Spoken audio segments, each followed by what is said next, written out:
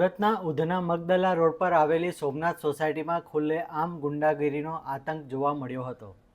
સોસાયટીના રહીશોએ જ્યારે અહીં થતા ગેરકાયદેસર દારૂના વેચાણનો વિરોધ કર્યો ત્યારે બુટલેગરોએ કાયદો હાથમાં લીધો હતો અને બહારથી ગુંડાઓનું ટોળું બોલાવીને આખી સોસાયટી માથે લીધી હોવાનું સ્થાનિક લોકો જણાવી રહ્યા છે.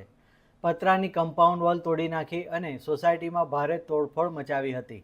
આ હુમલો એટલો ભયાનક હતો કે દારૂ વેચનારા ગુંડાઓએ સોસાયટીના જ એક રહીશ પર હુમલો કરી તેનું માથું ફોડી નાખ્યું હતું. આ સમગ્ર ઘટના ત્યાં લાગેલા સીસીટીવી કેમેરામાં કેદ થઈ ગઈ છે, જે સોસાયટીમાં ફેલાયેલા આતંકની લાઈવ સાક્ષી પૂરે છે.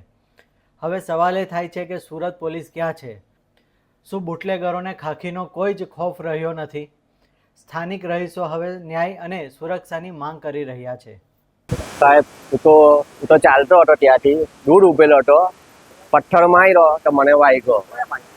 એ ખબર જ નથી કોઈ પતરાની પછાડી એટલે કઈ ખબર પડી નથી અમને. અમે તો સામેથી કઈ કર્યું જ નથી. એ લોકોએ સામેથી વાર કર્યો છે.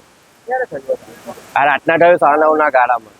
મારી રજૂઆત એ છે કે આમાં એક્શન લેવામાં આવે ને આ જે અસામાજિક તત્વો છે તેને પકડવામાં આવે.